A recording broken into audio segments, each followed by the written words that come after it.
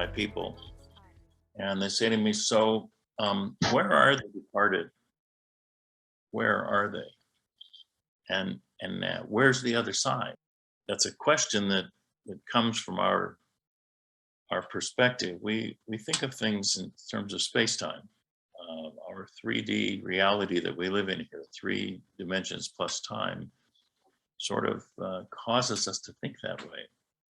But the reality is that the short answer to their question when they ask it is that to understand this thing, you need to forget about concepts like space and time. We think space, we sit on a chair, so that, it must be, space must be there. Because the other side isn't elsewhere. Where the departed is not elsewhere. It's right here where we are, right here all the time, right exactly where we are. It doesn't depart. And so I'm going to put my glasses on so I can read something. I don't have to wear them anymore when I'm not reading. So the following is an edited quote from the conclusion of the 2015 Pulitzer Prize winning novel, All the Light We Cannot See. Sorry. All the Light We Cannot See. It was written by Anthony Doerr. And if you haven't read it, you should. It's an excellent book. Takes only about 8 hours to read it. You could set aside half an hour for several days. But here I've edited the quote, and so you can't quote what I say now as being from the book because it's not exact. Anthony was talking about, the quote talks about the characters in the book, and it's a novel. And so I edited it so it talks about us. But here it is. Imagine the electromagnetic waves traveling to and from your computer or your cell phone, which crisscross the air. Torrents of text conversations and tides of cell conversations and television programs, emails, and the vast networks of fiber and wire that laced above the city and beneath the city, and all these things, all these radio waves, all these electromagnetic waves passing through buildings and arcing between transmitters in metro tunnels and between antennas atop buildings and from lampposts with cellular transmitters on them. And think about it, it's commercials for everything being sold. They're flashing out into space and back to the earth again. And I'm gonna be late, or maybe we should get reservations, or look, don't forget to pick up the avocados. And what did he say? And there's 10,000 I miss yous, and there's hate mail, and there's appointment reminders, and there's market updates, and jewelry ads, and coffee ads, and furniture ads flying invisibly all around us all the time. It is so hard, is it so hard then to believe that souls might also travel those same paths? That our beloved who have departed might harry the sky in flocks like egrets, like terns, like starlings? That great shuttles might fly about filled with souls, faded out, but audible if you listen closely enough. They flow above the chimneys, they ride the sidewalks, they slip through our jacket and our shirt and our breastbone and our lungs, and they pass out through the other side. They go right through us. The air, a library. Think about the air as a great library and a record of every life lived and every sentence spoken, and every word transmitted is still reverberating within that great library in the air. Well, that's the end of the quote, which is at the conclusion of that novel. And if you read the novel, you'll see why it's there. But it says it pretty well, doesn't it? Is it so hard to imagine that they're right out there? The other side is right here where we are. It's with us all the time.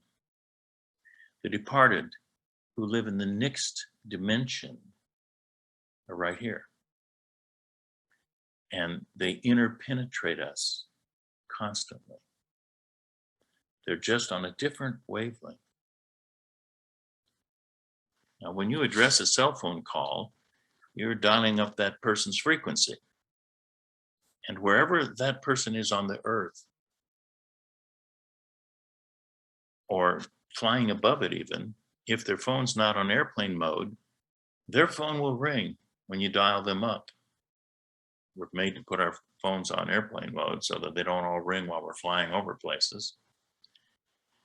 Because if we did, the airplane would knock out the local cell phone system. It's 300 people coming on there. But when you do that, their phone will ring wherever they are.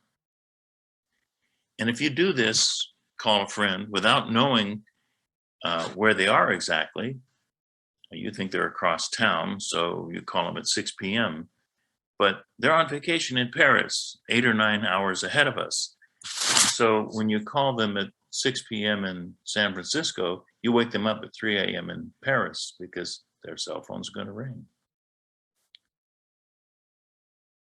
The other side is just like that, only there's no time problem over there. They're right here and they're available all the time. So time doesn't cause a problem, and space, where they are, doesn't cause a problem. So the key to grasping this is to decide that the departed aren't over there. We had that song in World War I, over there. They're not over there. They're right here. They're right next to us. They're right here. They're right inside of us. They're everywhere we are. You can think about the radio waves that way. You can see radio waves. The radio waves from every radio station, every TV station are right here in the room. If you turn on your TV, there's the signal. If you turn on your radio, there's the signal. If you turn on your cell phone, there's the signal. They're all here all the time, all those frequencies. So, but do I mean to say that the departed are located in some form of electromagnetic field? That's not what I'm saying. Because an electromagnetic field could be understood and even discerned by the limited paradigm of our standard world model based on Newtonian physics. It's fairly obvious to most consciousness and afterlife researchers that there are additional dimensions beyond our current understanding. So the energy forms of radio waves, which the departed are occupying, are not electromechanical radio waves, and they're not discerned by our current science. I just use electromechanical to illustrate it. I like what I think I heard it was Truth saying it, I think, heart vibrations or heart, I forget the exact thing she said in the meditation, but it's heart vibrations that we're hearing. It's not electromagnetic energy. I like to call that heart energy myself, a term which clearly describes an additional field, force field other than electromechanical. And comprehending heart energy, that force field, on a heart level, has to be done through your feelings. Instead of trying to detect it analytically. And if you can do that, which most scientists can't seem to do that, unfortunately, if you can do that, it opens doors which are inaccessible to those who cannot feel. Opening your heart to discern things that reason may tell you are pure nonsense is the first step towards enlightenment. I'm going to repeat that one. Opening your heart to discern things that reason may tell you are pure nonsense is the first step towards enlightenment. That's the big problem that many people, many scientists, many people trying to remain in reasonableness have. That's the big trouble they have, to step across the line and learn to believe. Opening your heart, that's the whole thing. But when you do, suddenly you're clairvoyant, you're clairsentient. Scientifically, we say that at that point, when you cross over that line, you have tapped into what we call anomalous cognition, or having the ability to know things that you simply could not have known. And this is what we do in mediumship, palm reading, tarot, psychic readings. If you've ever worked with a dowser will find water for you. How do they do that? They tap into anomalous cognition. What is anomalous cognition? It's that great big library of information that's floating around out there. You could call it the superconsciousness. You could call it God. You could call it a lot of things, but it's that great big information bank in the cloud. I love that term, in the cloud, because that's kind of where it is. It's just out there. But we tap into this huge piece of information whenever we do mediumship. And so all of a sudden, once you can make that move from trying to be reasonable and analytical about everything, just step across that line, you'll suddenly have anomalous cognition. You can do these other things. And that's what we do. And you may have that, many of you have had this experience. You may have come to the spiritualist church because you wanted to hear from a relative who departed that you missed because you were grieving. And after a while, you realized you had these abilities yourself, and you could actually go to the other side and talk to them. It's all nonsense, isn't it? But it works, doesn't it? And that's where this comes in. That's what he's trying to say in that quote I was saying. They're everywhere. So tapping into this great library of the universe, this overwhelming consciousness, is tapping into God. That's what we're tapping into. We're tapping into universal consciousness. That's the term I usually like to use to describe God, or the force. May the force be with you. And many of you have walked this path. I know that. So you know this very well. And you might say, well, I'm preaching to the choir. But not everyone has heard this before. And so all it takes to move from the position where you say, how in the world can all this be real, to letting it be real, is what Jean was saying: surrender, release, all is well. Just let go, just surrender, just give in. And when you do, you'll have what Truth was calling superpowers. You want a superpower? You can have the superpower. They're out there, they're available. You can have what you believe in. One thing that I love that she brought up, she said, Truth said, she would like to go fishing with her dad. And I'm going to use that as an example. So you'd like to fish with your dad. Well, he's right there with you all the time, Truth. And what would make it fun is if you took someone along and taught them to fish. You would let your dad teach them to fish through you, and they could learn to fish. And then you could really experience him. And I'm not wanting to single you out, but I'm just saying as an example, because you said that. If you teach another young person to fish, you've just done what your dad did, and he'll be right there with you. And we're all connected by that heart vibration, that heart energy. It connects every one of us in this, where we are. And they really are out there. His description of them as being right where we are, flying over the city, flying over where we are. You just have to see them as not being yet discerned by our science.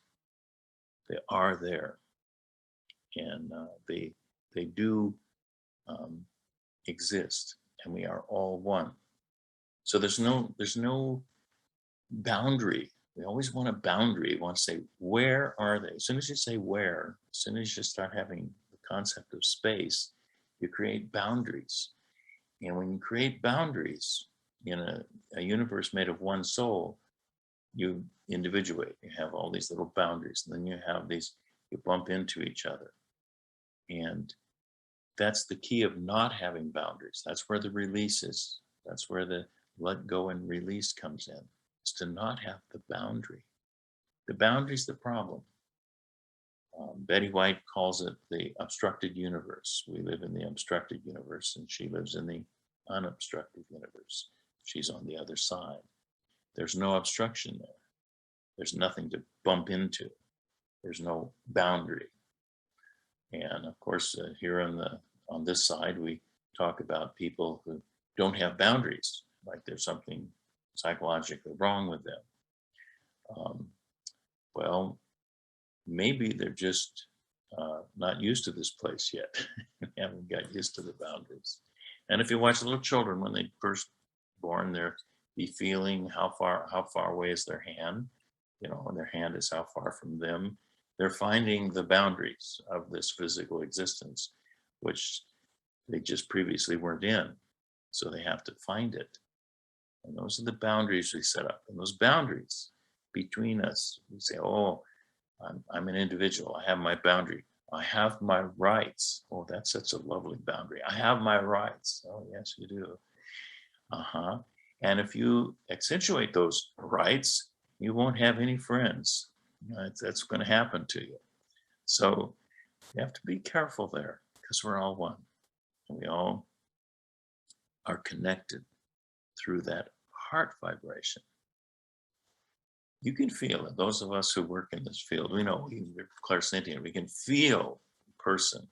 When I pick up a spirit in a reading, and I pick up someone's mother, I'm thinking of what I did a few weeks ago on a reading I did online for the church here, and I had this girl's mother, and I could just feel her mother. Oh, I was overwhelmed with this lovely, lovely feeling. It was wonderful. And it was her mom. And where her mom is, right here. I wasn't reaching off 1,000 miles away. She was right here talking to, bringing a message through to her daughter. But I get to feel the feeling of that. Mom, wow, what a feeling.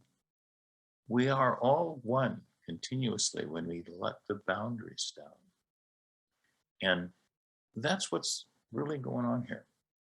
There is no division. There is no boundary.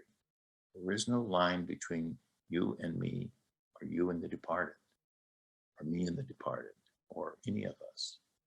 There is no boundary. There is no line. We have to take that line out of our mind. So when I say that it's easy to understand this, if you just forget time and space, it gets pretty simple. There are no boundaries. Now, I don't want everybody to quit having boundaries now. We have to live here in the physical, and we have to have our boundaries. We have to stay in our lane on the traffic. We have to do that. But we also have to have mentally see beyond the physical. And when we can do that, it opens up a whole new world. Well, I'm going to let it go there. That's what I had to say this morning. And so I'm going to just leave it there.